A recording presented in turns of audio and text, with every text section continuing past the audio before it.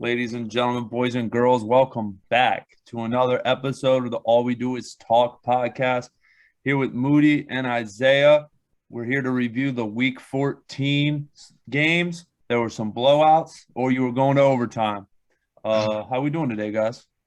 Hey, what's good? I feel like we're finding out who people really are. No more bye weeks. Everybody's Everybody's played the same amount of games, and I think this past week has really shown we're seeing who the pretenders are, and we're seeing who's really out here ready to compete for something. I think you're more saying we know who the bad teams are. Well, now we know who the bad teams are, and there's some teams hanging along for one of the most competitive playoff races we're probably going to see coming down. Detroit was finally eliminated from playoff contention. Only the second team. The Jets and Texans, they're both eliminated. So 13. And Jacksonville got eliminated this week too. So yeah, the four bad. Y'all know who the real bad teams are, but I mean, let's start with Thursday night, I guess. Yeah, so let's start with Thursday night. Pittsburgh going to Minnesota. Vikings pull it out 36-28. We say pull it out, but the game was never not in hand. They had up 29-0 pretty much early in the third quarter, I think. Pittsburgh did their classic roar back in the fourth quarter with Ben Roethlisberger finally looking like he could play a little bit because he could only muster it for about one quarter at a time at the most. And they got back in it somehow. Minnesota tried their best to fumble another game away. They're only allowed to play in one possession game, so they made sure to keep that streak going here. Pittsburgh's defense was awful, surprisingly. And we found out it's classified as one of the worst Pittsburgh defenses of the last 50 years. Yeah, 50, 60 years. We've never seen a Pittsburgh defense this bad. And what we saw on Thursday was an embarrassment. Dalvin Cook was giving you 10 yards of tote to go for two bills. Justin Jefferson, they literally the only receiver you have to guard, and they just didn't guard him. They showed no ability to do so. TJ Watt is limping on and off the field, and that's a big problem for them because they really can't overcome when he's not out there. And that's Pittsburgh, that's a rough loss. With Vikings coming off of a loss to the Detroit Lions, this is a game that Pittsburgh should have been down 29-0, let alone needing that kind of comeback and losing anyway. But yeah, as you said, me and Eric, as we let you know, we're low on Pittsburgh. So, not surprising to see this Pittsburgh team struggle. It's surprising to see that their defense is garbage because as the stat says, they never had a below a top 10 defense in the last 50 years. So that sucks to see for them. Ben Roethlisberger probably had another good game. He showed some spurts. He's clearly done. We know that, but he's not going out sad. He's showing some fight. And we saw Mr. Dr. Jekyll and Hyde from Chase Claypool making amazing catches. First down. All over the field while also celebrating and taunting in between those amazing catches. Two amazing catches from Chase Claypool. A special player, he's still probably young, a little immature. We'll work on that, but it's hard. Pittsburgh's clearly got a problem keeping receivers under control for some reason. And I just want to point out Kirk Cousins let Pittsburgh back in the game with two terrible interceptions. So Mike Zimmer, his job is saved for another week. They have a chance to make the playoffs. About these two teams. They're two of the most inconsistent teams that go back and forth, like we were saying about the Broncos in charge of last week. Some weeks they look amazing. Other weeks they look like those bad teams that don't make the playoffs. But that's all I really got to say for this. Good win for Minnesota. And as for Pittsburgh, they decided to fall back in that race for the AFC last few wild card spots. Yeah, I mean, it's crazy. I read a stat the other day where it was like if Minnesota didn't let up any points within 2 minutes of the half or the end of the game, they would be undefeated right now. Which is just crazy to think. They're the worst situational football team. No, there's one team. The only team worse is the New York Football Giants, who have 0 points during that time. They're one of the worst situational football teams, Minnesota, that we've ever seen, and especially in the Mike Zimmer era. Outside of Marcus Williams falling on his face, whenever there needs to be an important moment, the Minnesota Vikings find a way to flub it up. They beat Kirk Cousins won a playoff game with them, so they did that too. Yeah.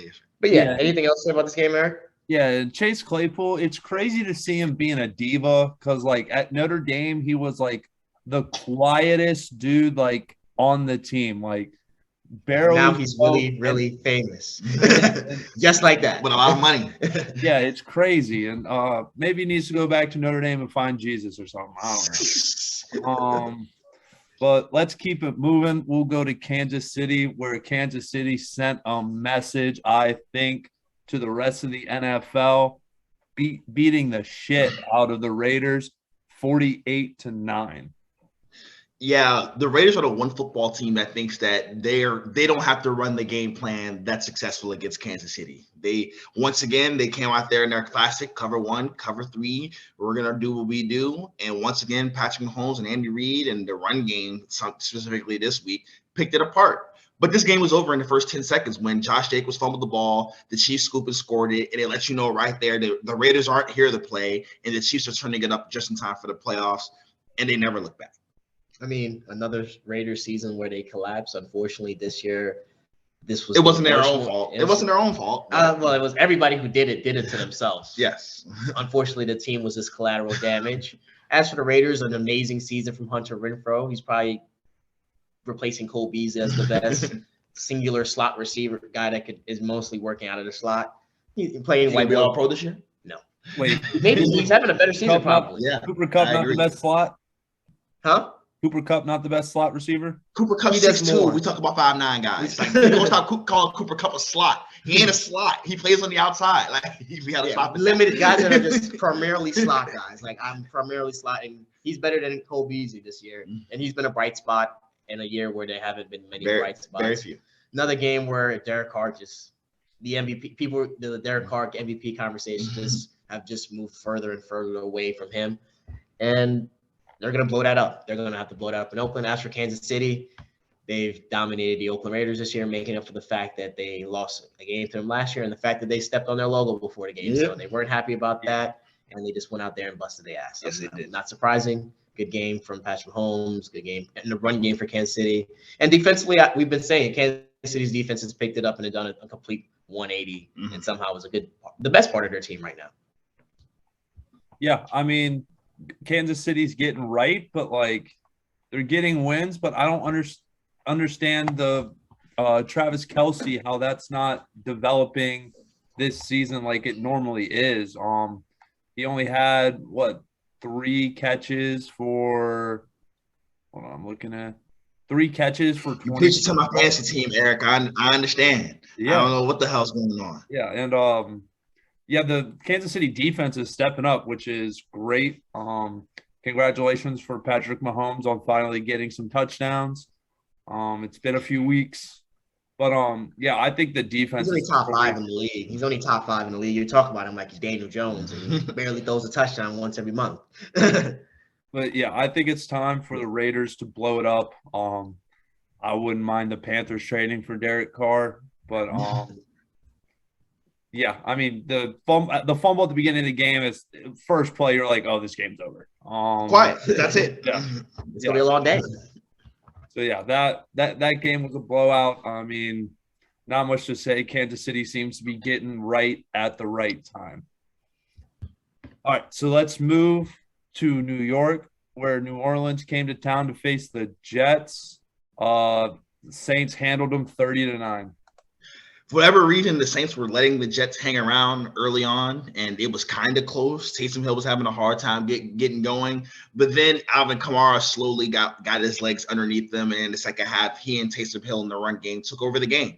Obviously, we didn't expect Zach Wilson and the Jets offense to be able to score at all. They got 9 points, so that's a win, in my opinion, against the New Orleans defense.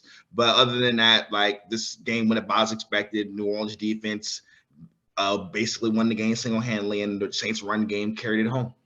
I mean, two teams that Jets are seasoned. The Jets are the Jets. They've probably, I already told you earlier this week, I think they've already ruined Zach Wilson probably.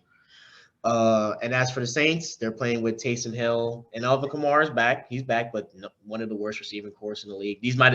This game alone might have had some of the worst set of starting receivers playing in it that you've probably seen in a while. You probably couldn't name all 4 that started. You'd be hard pressed probably. The Jets' offense is just bad. Their defense is regressed even more. And they have a defensive coach, so that's kind of questionable. Well, they lost their 2 best defensive players before they even played a snap of training camp. Yeah. Like that's how disastrous it went for them. Yeah. And as for the Saints, I mean, they're in that race for the 7th seed in the NFC because somebody's got to get it now. Somebody's got it. Under 500 team is going to get it, in my opinion. All right. Anything else to say about this game, Eric? I mean, yeah, if Taysom Hill's not turning the ball over, I mean, the Saints have a good chance. I mean, that's Taysom Hill's only hope, I think, to stay in games and win games is not turn the ball over, especially if you're not a premier quarterback. So, yeah, and Alvin Kamara looks like he's getting healthy and getting right, so that's good for the Saints. And the Jets, they're the Jets. So Just end the season. all right, so let's keep it moving. We'll go to Tennessee, where Jacksonville came to town for a divisional matchup, and the Titans shut them out 20-0. Can we start? I mean, we hear all the talk. Like, how can you expect this Jacksonville team to do anything with what's going on in that locker room? What's going on behind the scenes? Urban Meyer, that's been a top 5 worst coaching hire of all time. It would be. I don't think he's. What did you I don't expect think them to do? But it didn't have to just automatic, complete, and total. No, they've disaster. actually won more games than they did the year prior, so it's still an improvement season. Because they have Trevor Lawrence, because they drafted an all-time special quarterback, so he better than Gardner Minshew that game. I mean, so like that's four picks. He's not helping them. He's not carrying. He's doing as bad as Justin Fields and Zach Wilson. How can he do good, Isaiah? What on that team can possibly lead him? So that's what I'm saying. The offensive line's the worst in the league. The receiver core may be the worst in the league. The run game may be the worst. They 32 in everything. But what I'm saying is, even with all those bad players, they still got a better record than they did the year prior. So improvement. Urban Meyer's not going to be the coach after this year. You think so? I can't see. I don't think he wants to be there, and I don't think they want him there. To be completely honest with you, they have to change that before they ruin Trevor Lawrence right away. They have to move on from it. For Tennessee, just handling business. They didn't let a bad team beat them, and they continue their push to the playoffs. Hopefully, Derrick Henry's on his way, and they can find a way to make a Super Bowl push. Yeah, as for Tennessee, they just played. They just showed up. They just had to. That's all they had to do. They just had to show up and let the other team beat themselves. As for Jacksonville, they're a bottom 3 team in a league with some pretty bad bottom 3 teams, and they suck. Their coach, everybody hates their coach. Apparently, the quarterback looked worse on par with Zach Wilson. How can he? I mean, like Zach Wilson. How can he? I just asked him to look like Sam Darnold or Daniel Jones in their rookie years. I don't remember I remember Sam Darnold seeing ghosts. No, that was the second year. But he actually had a decent rookie. He had a better rookie year than both these guys. Mm-hmm. These two guys are putting up Peyton Manning bad rookie years. Jared Goff bad rookie years, which, hey, it's a rookie year. I mean, I didn't expect anything other than that. But, yeah, at least we got all these bad blowouts out the way first. Yeah, I mean, it was about time for Tennessee to show up against an inferior team. It was good to see. I mean, after them losing to the Jets, and I think they had another bad loss in there. Texans, too. To the Texans, right. So, way to not go 0-3 with the 3 worst teams in the league. But, yeah, Trevor. That'd be bad. Yeah, Trevor Lawrence, man. Like, God, I hope he doesn't get ruined, but I bet you he wishes he stayed at Clemson for this year. Because I'm sure next year – he would look better with Detroit next year as a rookie than he would in Jacksonville as a rookie this year. Or even Jacksonville's a second-year player. Yeah. It's going to be bad. So, I mean, luckily, they're going to get a good draft pick, and they're going to hopefully add a quality running back Hall of Fame player. No, they didn't. That's only for the 3rd round pick that they might use on another one. They hate the one they have too. They do not like James Robinson. Next game. So let's go to Cleveland, to the dog pound, where Cleveland almost chokes it away with the backup quarterback of the Baltimore Ravens, 24-22. Paying for my parlay, as all I needed was Baltimore to find a way to finesse out of that, and I would have had a nice cash out. But other than that, not a very good football game. Cleveland got up early because Lamar Jackson sprained his ankle. Baltimore's got a bunch of injuries on both sides of the ball. It's going to be really hard for them to compete against a team that not only knows them really well, but is also talented. On the road, it was just tough sledding for them to get much going on offense. Garbage time, they picked it up. They got a fluke onside kick. They could have stole it, but you were asking a backup quarterback to make something happen, and he just couldn't. As with everybody who recovered onside kicks this past week, they didn't make anything happen after it. For Cleveland, I don't think the win really says a whole lot about them. They didn't choke it away, so that's good. But without Lamar, with the way Baltimore's going, they beat up on a wounded duck. A win they needed to have. They managed to hang on. Some concerns that they tried to choke it away, but a win is a win. I mean, yeah, the win is a win, especially in a division where I'm rooting for that. I picked them and I bet them to win the division. They stay in the race. They're only one game back of Baltimore, who now they split with. Cincinnati lost to. And I just want to bring up, like, first for Baltimore, the injuries are mounting. But like I've been saying all year, the way Baltimore and Buffalo use their quarterback, there's no coincidence that both of their quarterbacks are both in walking boots trying to single-handedly carry those offenses. But we love the MVP numbers, though, right? We love those MVP numbers. And, I mean, Cleveland got the win. Jadeveon Clowney and Myles Garrett were harassing the backup quarterback and that offensive line that's banged up. I mean, Myles Garrett's trying to stay in the defensive player of the year race. Good scoop and score. The trifecta, strip, sack, scoop, and score for him. And that put Cleveland over the top. They got a defensive touchdown. And that's for Baltimore. Good fight. They didn't quit. They never quit. So they take it down to the wire, but just couldn't get it done. And it's going to be interesting to see who wins that AFC North for sure. You go ahead, Eric. Yeah, the AFC North, nobody wants to win it, apparently. I have cursed the Cincinnati Bengals, sadly. But I think going back to the Browns, I mean, I think they just need to get back to a dominant running game. I mean, they've been struggling the past few weeks for it. And I think it's mainly they need to get Chubb and Hunt healthy. Hunt is injured again, right? Yep. Yeah, so, I mean, Chubb needs to – I mean, they just have a bunch of injuries. They also had, I think, 7 COVID-19 cases today or yesterday. So they need to figure it out a little bit. As for the Ravens, they can hang up the banner for most injury-riddled team this year.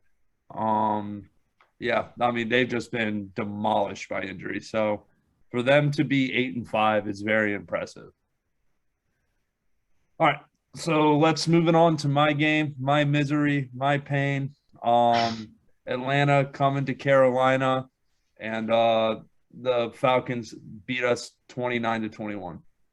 Cam Newton has joined the Jared Goff streak of having a hard time winning a football game as a starter. Jared Goff got over his hump, but it's clearly still, I think he's lost 11 in a row as a starter for the Carolina Panthers. The numbers are not good. His days of a starting quarterback appear to be over and done with. Robbie Anderson finally picked it up and had a decent day. DJ Moore, before he pulled a hammy, was being productive as well. But obviously, I don't think Joe Brady was just a problem. Their offense just isn't very good. The offensive line is abysmal. Their best offensive player isn't available, which makes it even harder for them to execute on offense. And this is what it looks like. The surprising part is their inability to slow down Atlanta. And giving up 29 points with that defense, I expected a much better performance from the Panthers defense for Matt Ryan to be able to just control the game like the way they did. Obviously, no threat of the Panthers really scoring on offense until late in the game hurt, but just a disappointing performance for Carolina, who you can't pick Cam Newton to win the game until he does it. And the Falcons find a way to get another win. I don't know how they keep doing it, but they keep scraping them together.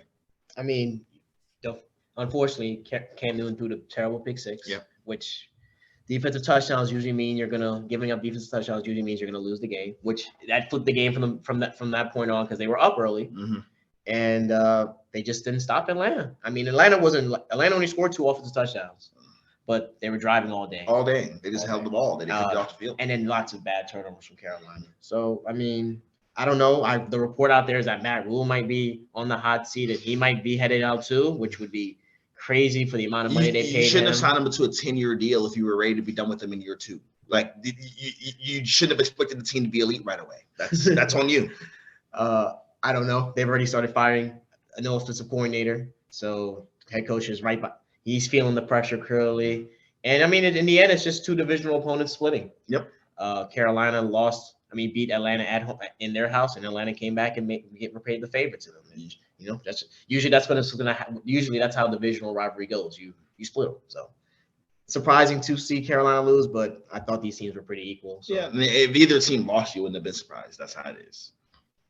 I mean, yeah, with this loss, Carolina jumps Atlanta to get to 8 in the draft. And now with Seattle getting a healthy Russell Wilson, hopefully they're tied at 5-8 with Seattle. Hopefully Seattle can get some wins here so we can jump to 7. But yeah, I mean, it's just rough. This offense it doesn't click. I don't know. Offensive line is bad, but the surprising thing for me, no sacks on Matt Ryan this entire game, which I mean, if you don't sack Matt Ryan, you're probably going to lose if you're not putting pressure on him. So, yeah, just a brutal game overall. I mean, this was probably the first game Robbie Anderson broke out this year. Yeah, DJ Moore injury doesn't help. I don't know how I feel about Christian McCaffrey. I mean, with Chuba Hubbard, I mean, I'm now don't pay running backs anymore. Don't do it. Don't do it. I mean, because I think Chuba Hubbard could have done a good enough job this year to have a run game. But you're gonna use that money to get something else like a tackle. Yeah, but that's what this draft is for. That's why it's a great another point. Well, I'm sure if Penei Sewell fell to us, we would have drafted him instead of J.C. Horn. There's a better tackle available at that spot. We don't want to talk about it. I don't want to talk about Rashawn Slater right now. Actually, we're going to have to. Yes, we are. Next game, Eric. All right, we'll go to Moody's game where the Cowboys thought they were going to blow out the Washington football team, but the final score 27-20. I mean, Mike McCarthy told y'all on Tuesday that we were going to win the football game, and we won the football game. It ended up as a 7-point game. That game was never in doubt of the Dallas Cowboys losing at any point. Dak had the worst game of his career, and it took all. I've seen worse. I really haven't seen. He just had one of the worst for the expectations I have of Dak Prescott, this was as poor performance as you can expect from him. The Cowboys' running game continues to be pretty bad, mostly because they refuse to play the 5 best offensive linemen, and it's killing them. And they just refuse to put the best players on the field to succeed, and they're killing their own offense because of it. But the story of the game was obviously the Cowboys defense. Micah Parsons, DeMarcus Lawrence, and Randy Gregory all had 1+ sacks, forced fumbles. They terrorized whoever was playing quarterback for Washington football team the entire game. It took a crazy jump ball and what looked like a garbage time touchdown for Washington to even move the ball at all in this game. They really had a hard time going up and down the field.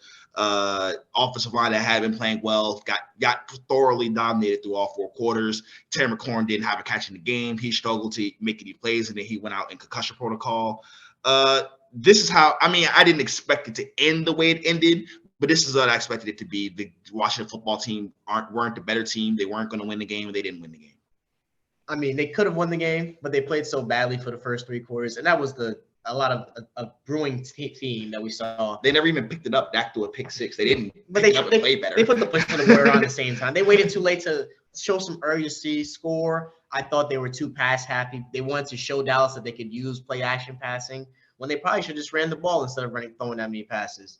As for Washington, I'll just finish up with them. They're a melting team that probably going to limping to the playoffs because the NFC is so bad, and they're talented. They get pulled.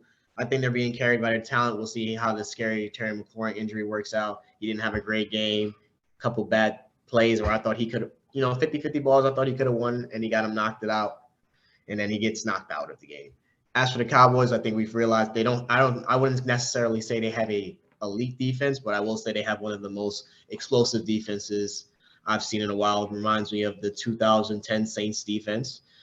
And they create a lot of turnovers, which we've seen that usually the teams that win championships can create turnovers. Will the Cowboys come through with that? In my opinion, probably not, but they're still good at it. Michael Parsons probably showed this week that he's probably the leading candidate by a hair. I don't know that they might all be tied, and we're all going to come down to the wire. I saw another good Aaron Donald game. He might be trying to get his name. He might be trying to get his name into the picture. So we'll see how that works out. But Michael Parsons, what a special player, and a lot of good pass rushing that we saw from the Dallas Cowboys from all across the board. Randy Gregory, DeMarcus Lawrence. We'll see how teams deal with that and how they use those guys effectively. And as for Dallas's offense, now they're going to they're going to hold back the team for a little bit. That's the role they're going to choose to play. But this is the Dallas Cowboys. We all know that an accident waiting to happen, so I'm not surprised. We'll see how they overcome those issues. Tyron Smith is nicked up again. Their offensive line's been in chaos all year long, practically, with a lot of all the crazy situations you could think of, but not surprisingly, it's the Cowboys. And we'll see where they go from here. As for Washington, a big opportunity missed. They're probably going to still limp into the playoffs, but they had a chance at the division and they let it slip out of their hands. Yeah, I mean, I think I knew it was over once I saw that the Cowboys brought in their own custom heated benches. We told you. Like they should have paid for that arrogance. They should have paid for the arrogance. But we told you they weren't. We were going in there to bust that ass. Like that's not what happened. Was the game that close? Yes, they had a chance to win. The Washington football team had a chance to win this game, and if they just played better for 15 minutes earlier, they couldn't. They couldn't block the front. How were they going to play better? And then they started. No, they didn't. They got a pick six, Isaiah. That's how they got back in the game. I will say, good game by the Washington defense. Surprisingly, yeah, I'll give them some in the red zone. They were awesome. Give them credit for that. Yeah, but I think with the injury of Tony Pollard, who's probably out for the year. No. Moody's gonna hold out hope, but no, they already said he's playing on Sunday. They've already said he's playing on Sunday. So there y'all go. Jerry, Mike, they already said it. So there y'all go. Breaking news on the podcast. He's playing on Sunday. So I just want y'all to understand that now. Will he be effective? That remains to be seen. Yeah, but he clearly won't be 100%. Nope. I think that kind of washes Dallas Cowboys from going on a deep playoff run. If you're hoping Zeke to get the main carries with how he's been running, he just looks in pain when I see him run. I just don't know.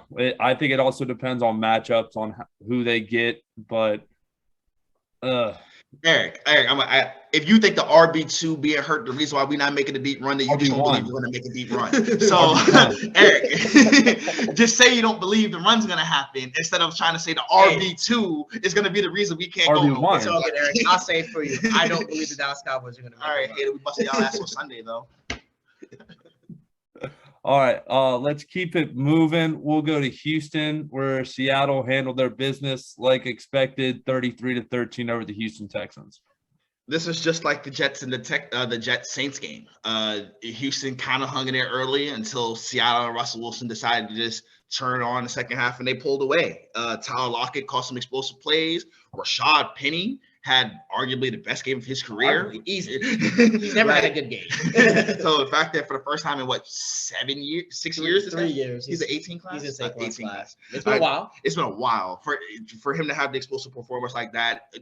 Texas are a too high team, so Rashad Penny took advantage of some great run boxes, and they ran right through them all day long. And just Seattle taking care of business. The Texans' offense it's not good. It would be better if only they had a superstar top 5-ish quarterback to plug in and be able to make their offense better. But unfortunately, they don't have access to that. And this is what that team looks like. Well, they technically had that last year and still went 4-12. Yeah, that's true as well. But yeah, I'm going to shine light. Like, if we're going to attack Trevor Lawrence, and we're not attacking him, if we're going to critique Trevor Lawrence and Zach Wilson, I will argue that Davis Mills has been better than both by far this year. I was going to say that too. I was going to say that too.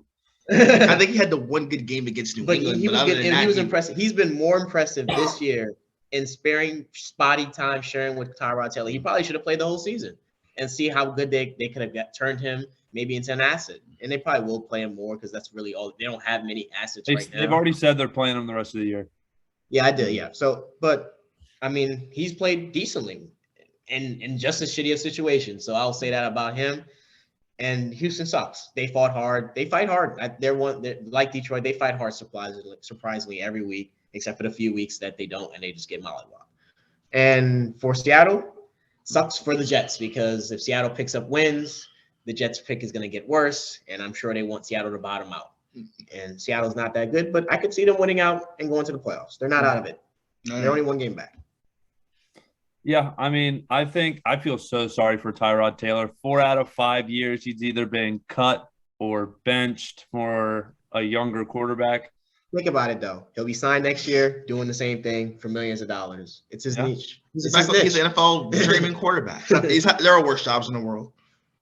But yeah, also get Brandon Cooks out of Houston, please. He's been getting out of it. He's been thrown out of everywhere he's been. For a first rounder every time, I think. Not anymore.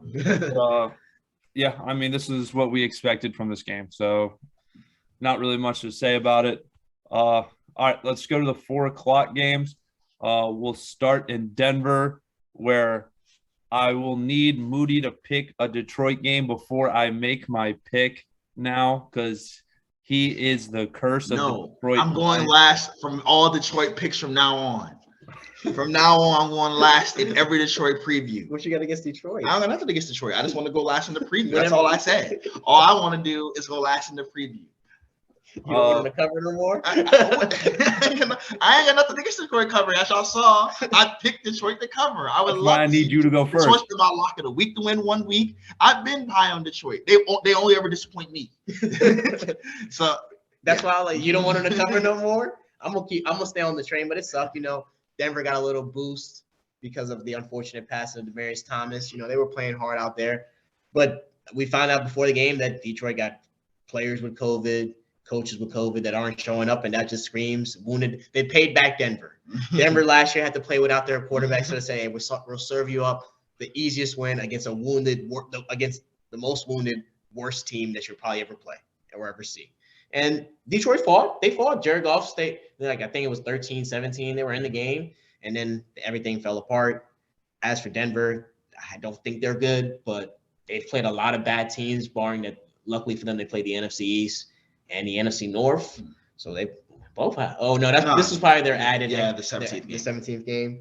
Somehow they played a lot of bad teams, and good for them.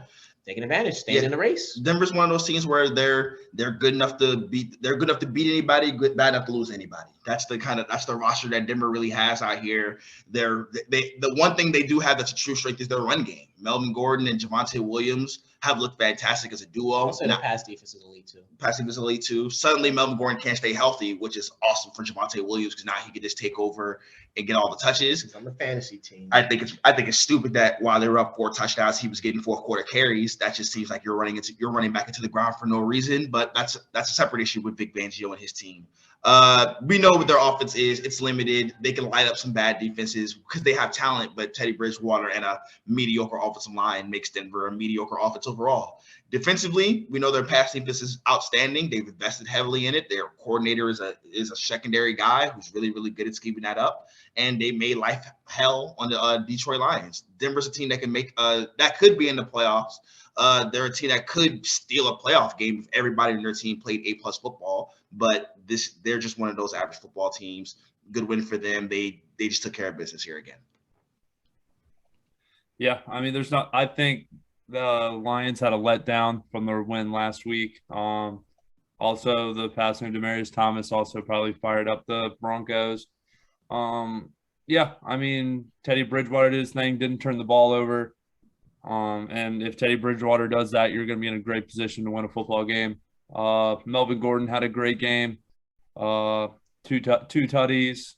And yeah, I think they need to get Jerry Jeudy more involved. I know he had 5 catches. No, Eric, the receiver name you're looking for is Cortland Sutton. Like, he's been absolutely non-existent from that. They just paid him. Like, they're treating him as their number one guy. He does draw number one coverage though. But you can't give him the ball at all. They're not a good passing offense. They're not good at passing offense, but you can't get your number one receiver the ball at all. The leading receiver on their team had 5 catches. 2 guys with 5 catches. I think if you look at Sutton might have 5 catches in the last month. Like, it's that bad. I'll look at this. It's that bad. Go ahead, Eric. But yeah, I mean, I'm proud of my rookie of the year pick. I mean, he'll probably be a Pro Bowler this year. Patrick Surtain, I wish the Panthers took him if they were going to take a corner, but your guy got hurt, so you unfortunately he didn't give you anything, so you just don't know. He could still turn out to be all pro player. Yeah, but you want to know what the best ability is? Availability. Correct. Okay. Yeah, you're not wrong. Not wrong. All right. Let's keep it moving. We'll go to Isaiah's pain now, where the Chargers beat the Giants 37-21. This was the Chargers got up 30 early. Giants tackled some garbage time in the end. That's really he it. said it best. I mean, I had to watch the game, so unfortunately, I'm going to talk about the monstrosity. Giants were actually tied 7-7, found a way to fall down 17-7, but we're going into halftime with getting the ball with a minute, and they got a short field and went 3 and out in 16 seconds, and then they gave the ball back to the Chargers on a punt from inside after not going for it on 4 for 2 inside the 50 down 10 in a lost season. Punt the ball to the Chargers, and then Justin Herbert threw a 60-yard touchdown to go up 3 scores right before half, and that's when I put it in the background. And so that's about, and nothing else mattered after that. They just handled us. Sucks because Giants wanted Herbert so badly. but he went back to Oregon for one more year, so they had to settle for Daniel Jones. And then I believe they should have took Rashard Slater to save it because they needed a tackle for this season or a tackle guard hybrid because they only have one good offensive lineman.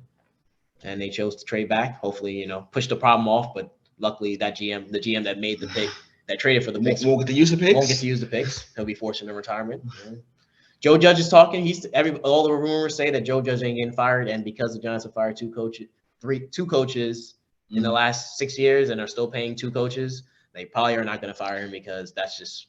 They're not going to keep burning money. Well, we know the Giants are going to have pride of being known as one of the well-run organizations in the league. So they're not just going to want to fire coaches all willy-nilly. They don't want to show that they're wrong a lot. And yeah, this is rough. Joe Judge being a super conservative coach doesn't help when your team literally has no chance of winning on most but weeks. We're effective. Like I always say, if you watch our offense, you would never think, let's be aggressive. Fair. But at some point, you got to be like, all right, like if we don't. You can't win the game by playing the football. That's what you can't score points playing the football. I'm more mad that a defensive team would give up a 60-yard touchdown right before. Agreed. That's bad coaching. That's agreed. Now, if you want to point that, I'll say that's terrible because McKinney and Logan Ryan are good players. Yeah. They can't let Jalen Guyton run behind them. Obviously, offensively for the Giants, it's not much out there. Kenny Gallaudet was out there again, limping around. Saquon's out there limping around. Like Sterling Shepard out there. Some of their playmakers were out there trying to give it a go. Even Mike Glennon was out there limping around. They were trying to give it a go. It's not good enough on that side of the ball. The talent isn't all the way there, and it's not healthy. And you want the offensive line doesn't create holes in the run game for Saquon, and Saquon doesn't look like the special player that could just overcome it the way he could a couple years ago. Yeah, I mean, I'm going to go back to paying guys and not using them. I don't know how Kenny Gallaudet, 2 catches for 15 yards. That might be a season high, it feels like, for him. He had a good game. He had one good game. He had a great quarter against Miami last week, like one great drive. He had a decent game against Washington football team. He's only had like 2 good games, but he's playing with Mike Glennon now. Like, if you're watching Mike Glennon, it's not good. He shouldn't be in the league anymore after this year. I've seen enough of Mike Glennon in the last few seasons. I don't think he'll be in the league again next year, but unfortunately, he will be. Didn't someone give him like $50 million? The Bears, when they to be the bridge quarterback to Mr. Trubisky. Tampa Bay said he was going to be their next starter. That's what he was first. That's like those. Like people have been high on Mike Glennon forever. Like why does he hung around way too long? But yeah, I mean, I just don't understand how you pay the man the most money last year, and then you just don't use them. I mean, it baffles me. But on to the Chargers. I mean, they're finally starting to get on the right track. 8-5. I mean, they're still in the thick of it for the division, I think. How far behind are they in the division? They're 1 game back. One game. And they have the tiebreaker right now over the team that's ahead. They're playing the game on Thursday. Nah, Slater just went on the COVID list. Yeah.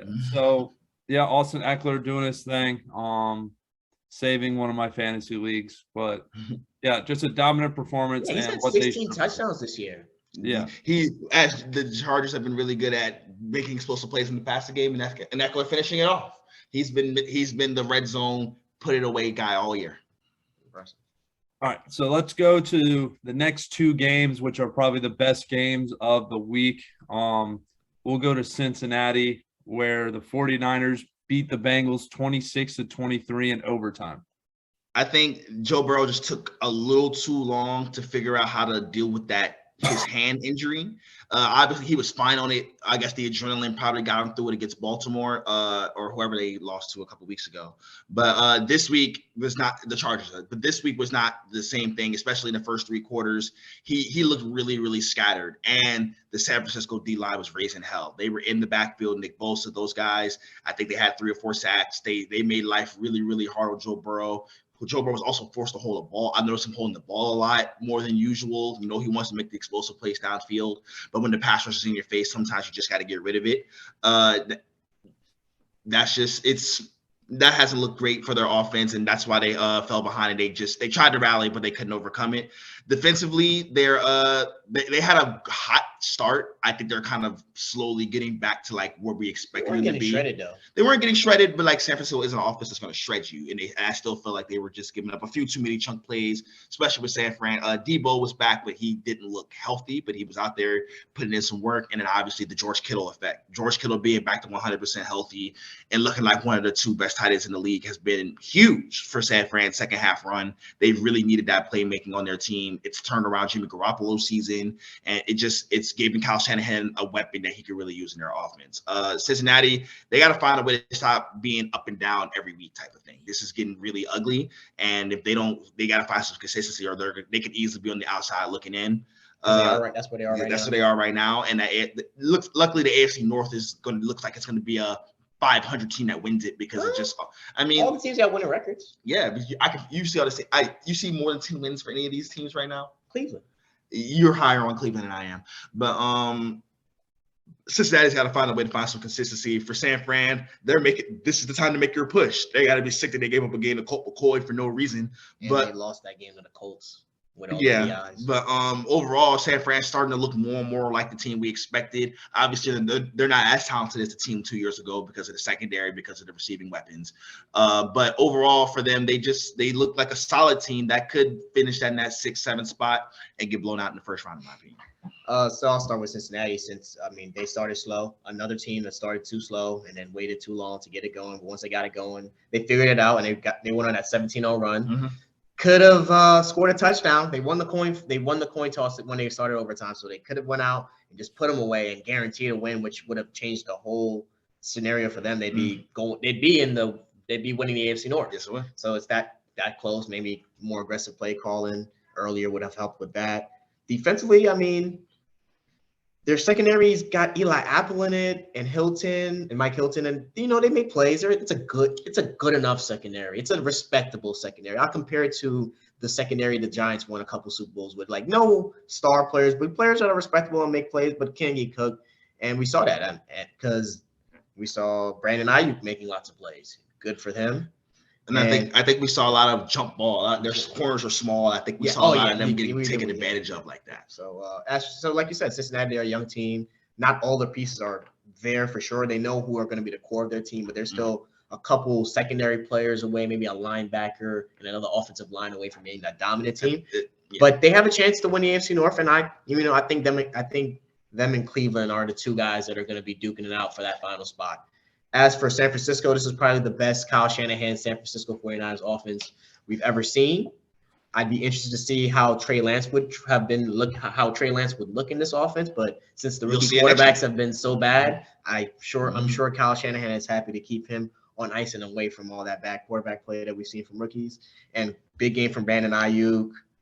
Debo was back. He was still running the ball decently enough. And it's interesting how they use him with Brandon Ayuk and with Juszczyk and with George Kittle. San Francisco has 4 players that are all good at running after the catch, running after handoffs, and blocking. So that's why their offense is so multiple. All their best players are multiple. I can think of more. I think they have the most multiple fullback in the league. Yep. 2 of the most multiple receivers in the league, and 1 of the most multiple tight ends in the league. So That's good for them. They might not be better defensively than they were when they went to the Super Bowl, but I do think their offense is better with Jimmy Garoppolo or Trey Lance, whichever option they want to go with. And I think that's why they're making this little push.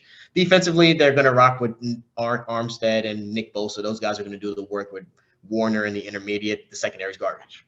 Secondary's not good. So that's going to hold them back to get to where they want to be, because they're probably not going to be a Super Bowl team. But, hey, they're back in the playoff picture, and it looked like they was going to go that way. People were blaming Shanahan, and Shanahan's camp was blaming Lynch's camp, and blame was being tossed around. Now everything is all good. You don't hear none of those rumors no more about who's getting fired. I think getting George Kittle back healthy has been the spark of that. Yeah, that's the last thing I want to say. Like, this George Kittle is best tight end in the league.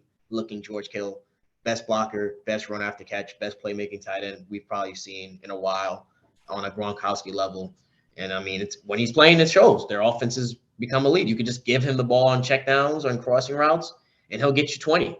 So, good to have him back. Hopefully he stays healthy, because I like watching George Kittle play, and I enjoy watching San Francisco's offense. I think I like the way it looks. It's pleasant. It's pleasing to the eyes. Yeah, shout out to Brandon Ayuk for making me not look like a complete idiot preseason. Keep going. If you weren't in the doghouse, you might have a case for breakout player of the year. But yeah, George Kittle is dominant. I mean, he's definitely the most versatile tight end in the league.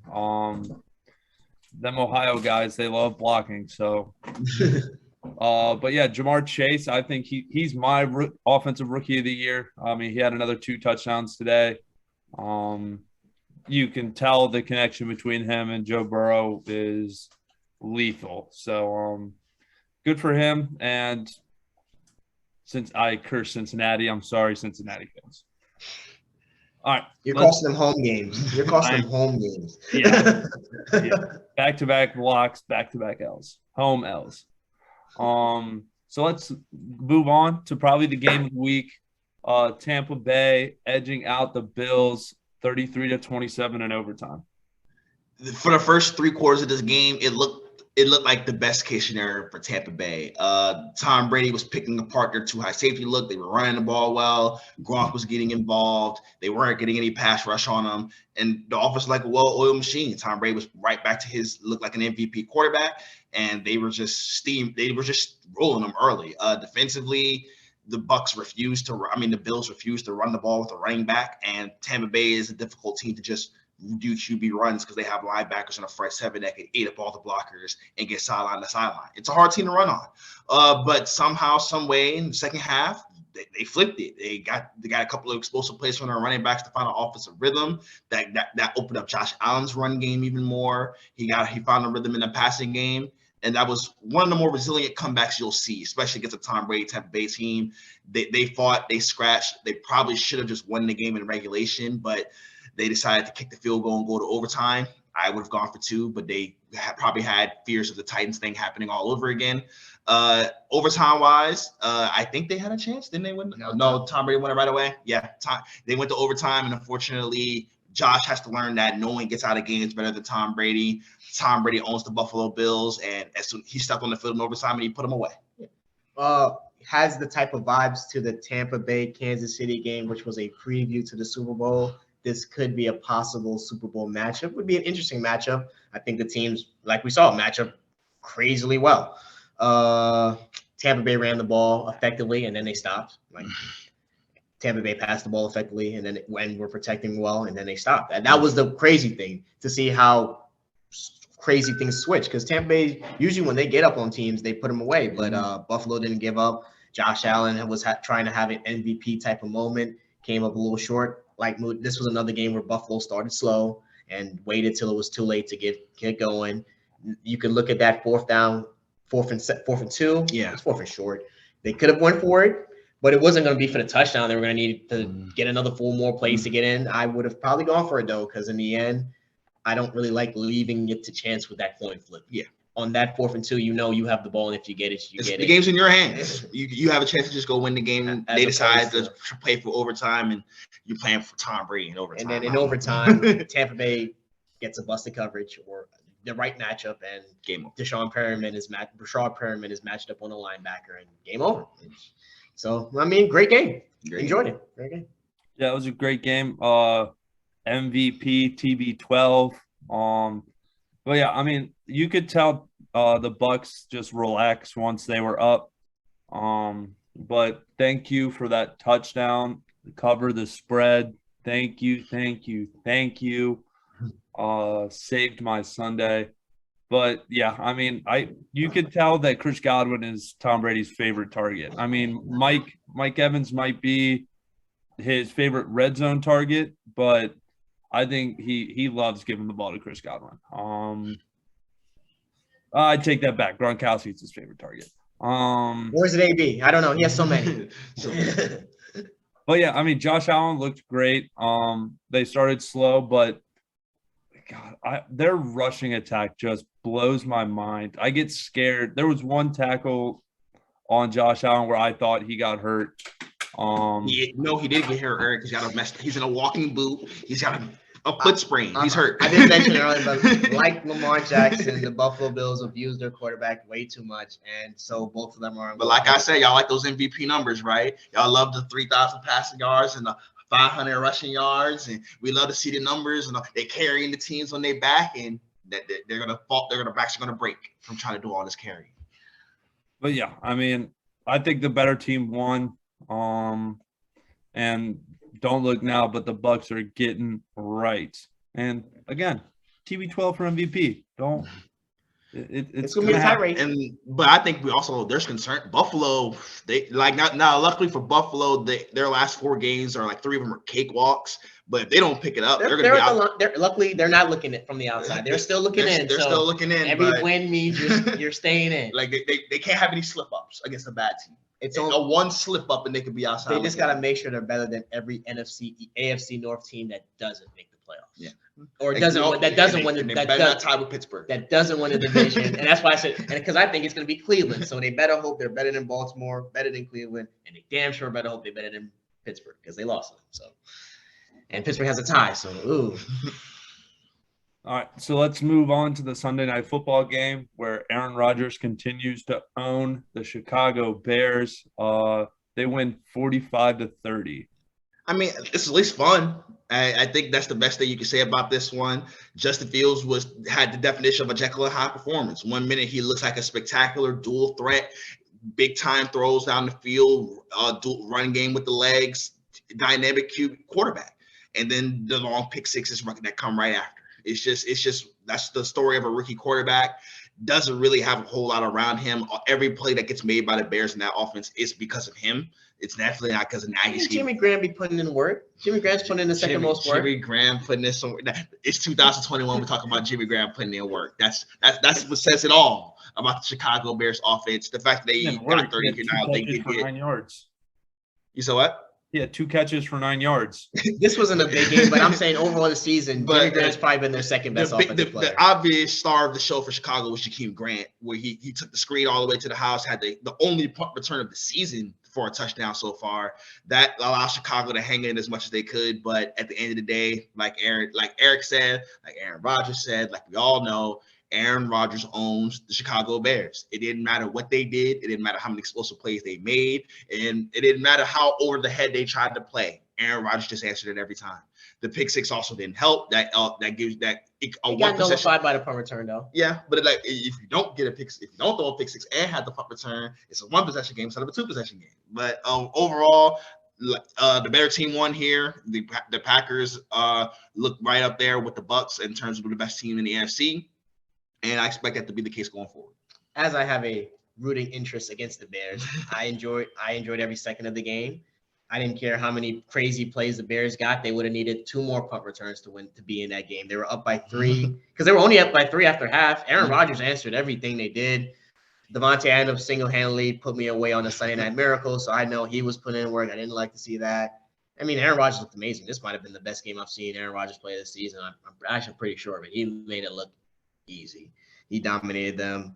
Jakeem Grant made a couple crazy plays that is traded for him. Surprisingly, he comes out here and makes 2 explosive plays. It's going to keep him in the league for 2 more seasons. And that's the great thing about the NFL. Justin Fields looks great. He's turned the ball over excessively on the other end when he's not looking great.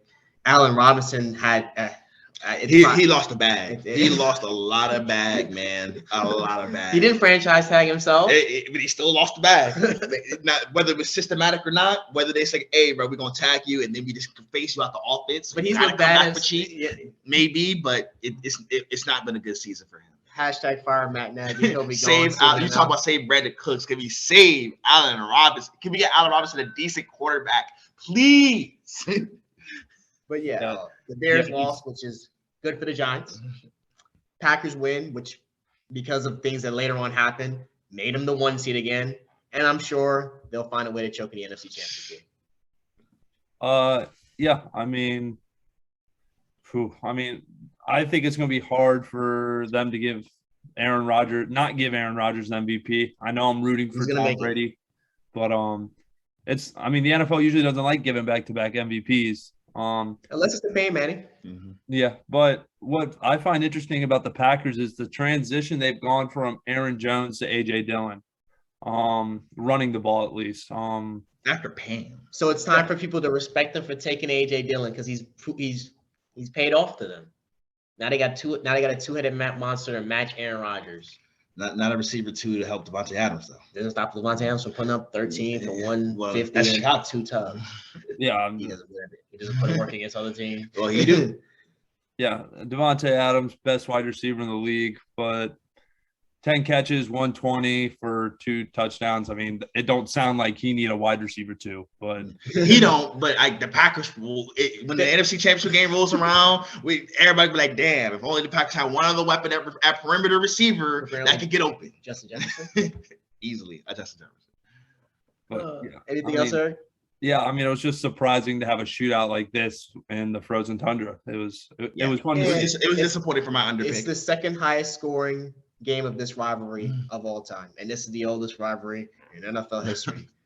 This is the most overrated rivalry of all time. Stop. We don't need Sunday night football games between bad Chicago quarterbacks versus Hall of Fame Packers quarterbacks. And that's the crazy thing I saw. It's all been watching for the last 40 years, though. That's the crazy stat. Before these last 40 years, the Bears own the rivalry. Tough.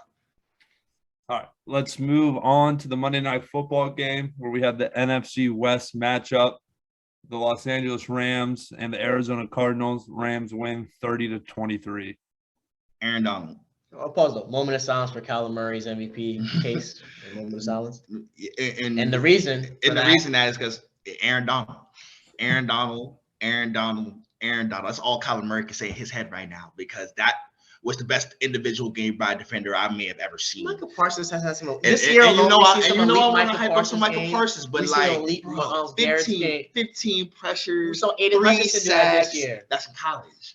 The man had 15 pressures, 3 sacks, 2 pass breakups, a forced fumble. The game ending. He dominated the game. And he drew lots of holding penalties. He drew 3 holdings as well. They couldn't stop him. They ran the ball 4th and 1 right out, and he stuffed that too. Like it all facets of the game. No Jalen Ramsey. So Aaron Donald put on his Superman cape and said, "I am going to single-handedly wreck your offense." Now we're not going to act like Leonard Floyd and Von Miller didn't help.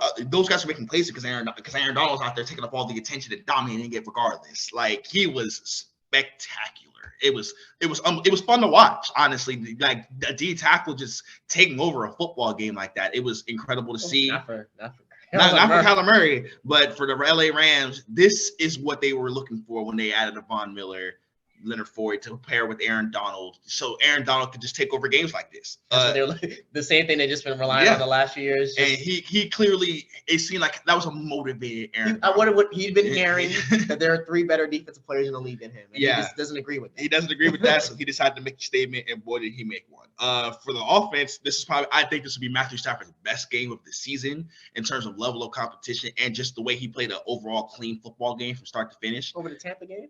I thought he struggled in the first part of the Tampa game, but then he picked it up later on, and then he padded it up at the end. This was a competitive game throughout, and he maintained it the whole time. For some reason, Chandler Jones was as dominant as Aaron Donald was. That's as much of a no-show as Chandler Jones was in this game. They really didn't get a ton of pressure on Matthew Stafford. And if you don't get pressure on Matthew Stafford, and he's allowed to sit in the pocket and use that arm, he's gonna make you look ridiculous. Cooper Kupp still can't be covered by anybody. He's just beating guys short, medium, and long. Doesn't matter how you want it. And then we got to talk about it. The rise of Odell Beckham Jr. Man, that's what you're gonna go with? Yeah, over Van Jefferson. I'll go. I'll Van Jefferson's their explosive. It looks like they're a big over the top third explosive playmaker, but Odell looked like their possession chain mover. Type of their intermediate threat type of guy, and that's going to be big because that's the role that Robert Woods filled. If you're asking Odell to do that, and he has more yak explosive ability on his game as well, that could be another change in the LA Rams already top passing offense. Sony Michel didn't perform as well in this one. They didn't run the ball as dominantly. 80 yards. He had a good game, but they didn't run the ball as dominantly as I was expecting against a small front. But they did run it well. Obviously, their team is built around passing the ball, and Matthew Stafford just carved them up for most of the game. This is another game in which onside kick did not work out for anybody. What was the third one? Because I can't remember what the third game was. Was it? It had to be. We'll worry about that. We'll worry about that later. But another game where the onside kick didn't work out, as Kyler Murray had to go meet it with Aaron Donald one last time. So that just a really good game for the Rams. For the Cardinals, like they weren't going to beat the Rams twice. The Rams are too talented. They aren't talented enough, I think, to just they're a surprising team. I think everyone would agree. So them losing to the Rams isn't a big deal in my opinion, but they're still on track to be one of the top 3-4 seeds as long as they can win out from here at this point forward. Kyler Murray's not going to win the MVP, but he can pick his game back up and have better days. Aaron Donald just dominated them. They need to find a way to get Hopkins back involved in that offense again. They've gotten into the habit that I think the Falcons got into after their Super Bowl run, where they just wanted to try to make the offense more diverse, spread it out, get other people involved. But Hopkins is Hopkins for a reason. He's a dominant contested catch player. He's great out yards after the catch as well. They got to find a way to make him a more essential part of their offense, because AJ Green making explosive plays, Christian Kirk, Rondell Moore, you can live with those things. Those things aren't going to beat you. DeAndre Hopkins is what beats you. They got to find a way to get him back. So for Arizona, Kyler Murray, he's getting over the injury. He might be a little nicked still. Still played one of his worst games I've seen for a while. Lots of bad interceptions. His height looked to be a problem this game. Aaron Donald was on his ass, so I'm gonna cut him some slack for that. Christian Kirk was surprisingly not doing much. I think he's gonna not be on this team in the future, and I'll go with Rondell Moore replacing him, which is fine, I guess. And AJ Green is doing a solid job as a number 2, and their defense just looked bad. So I don't really know what to take from that. I think their defense has been playing a little above their heads all year, and this looked like a case where you can't keep getting away with it. So I wonder. I know that there might be good in the interior where at their linebackers, but I don't know how good their safeties. I don't know how good their pass rush is, and I don't know how good their outside corners are. Which that makes a good. If you're going to be a good defense, you're going to need to have one of those being on fleek. And as for the Rams, as dominant as Aaron Donald was offensively, is how dominant they were passing the ball. Cooper Kupp was open a lot. Odell Beckham Jr. was open a lot, and Van Jefferson was running behind guys. I'm going to talk. Van Jefferson has really added something new to this offense. He's kind of replaced the Brandon Cooks role that they were looking to replace for a long time. I wonder how they would use. It's a shame that they don't have Robert Woods. I wonder how they would use 4 sets of them. They didn't have Tyler Higbee for this game either, and he's a good move the chains, do it all, and little move the sticks tight end. And running the ball, I mean, they run the ball well, but they don't run the ball great. So it's going to be interesting if they have to, because they could have put this game away running the ball and just ended it, but they opened the door. And, sometimes when you open that door, things could have happened. This could have gone the other way. As for Matthew Stafford, probably the biggest win of his career. Yeah. And good on for the Rams. I mean, they're making it competitive. They have a chance to win. Washington football team had the same chance. They blew the opportunity. The Rams took advantage. So now they're like, we're going to make this division race come down to the wire. Yeah, I mean, I'm going to focus on Matthew Stafford. I think this was probably one of the biggest games in his career. This game definitely washed off some of the Detroit Lions on him. Yeah, I mean, he was great. I mean, 287 yards, 3 TDs, no interceptions. That's big time. And him getting involved, Odell, they're starting to develop a little bit more rapport with each other. It's never going to be on the level of Cooper Kupp, but I mean, that's why Cooper Kupp was in the post-game interview with Matthew Stafford, and they sent Odell to the locker room. But I'm happy for OBJ. I'm glad he's finally coming into a situation that he can succeed in. Definitely the best quarterback he's had in his career. So. Okay. Yeah. I mean, he just played with Eli Manning. He's going to be that was back in Eli Manning. Yeah, that wasn't prime Eli Manning. But I mean, yeah, Kyler, he might be seeing Aaron Donald ghosts after this game.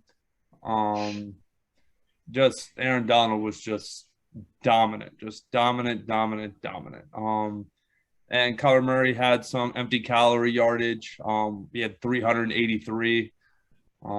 No touchdowns in the air, but I agree with Moody on DeAndre. They need to figure out a way to get DeAndre Hopkins into it. I mean, 5 catches for 54. That's not good enough. That's not good enough. With no Ramsey out there. It's unacceptable to let that happen. Yeah, I believe the Rams game plan to try to make sure that he'd be ineffective, but you can always find a way to get a game plan around that. Like, you can't just let teams take your number 1 guy out the game. Yeah, I agree. Completely agree. But that's it for the week. MVP rankings. I'll go ahead and kick it off. I've been hating on Matthew Stafford all year. but after a very impressive performance, a one that the Rams desperately needed over a good football team, I'll let him go in at 3. He's having a really good year. Obviously, I think McVay and Cooper Kupp are helping carry out along. But, hey, he got to deliver the plays. And on this past Monday night, he made him, and he beat a good football team on the road. At number 2, I'm going to keep it pretty chalk. Aaron Rodgers. They're the 1 seed in the NFC right now. He's been outstanding. He's already thrown 4 interceptions this year. Aaron Rodgers. We know Aaron don't throw picks. It's almost impossible to get one off of him. He's having another typical fantastic season. His team's going to be at the top of the conference. The NFL playoffs are going to have to win in Lambeau if you want to go to a Super Bowl. That's how Aaron Rodgers makes it take every year. Matt LaFleur somehow kept that team really, really good. Regardless of what's going on around them. They're supposed to be getting Alexander back soon. They might be getting Zadarius Smith back soon. So a defense that's performed pretty well is going to get some more stars back. Things are looking up for the Aaron Rodgers and the Green Bay Packers, and I think he could easily finish 1 here if he gets to slip up from my top guy. That's TB12, Tom Brady. Eric's MVP pick. He looks like he's going to, barring something unforeseen, I don't really see how he doesn't win it. He's going to be first in passing yards, first in touchdowns. He's not guaranteed. He's only 3 in front of Matthew Stafford right now. I say, all right, we'll see. But he's been unbelievable for an old man. It doesn't make. I say we can hate all we want, but the man's just producing the numbers, man. He's not that old. He's 44. What do you mean? He's not that old. Like, nah, man. Tom's been unbelievable. You got to give him all the credit in the world for maintaining this level of play at this age. Obviously, the talent around him is second to none. Those guys are going out there and delivering for him, but he's still got to get those guys the ball. The Bucks are right there for best record in the NFC. They could easily end up with the 1 seed. If someone else slips up, it's going to be a tight race down the stretch. But it's a shame that 2 old men are in 2021 are leading the race. I've got the same 3 people. I'll go Isaiah because mine's the exact same as Moody's. I'm going Stafford, Rodgers, Brady.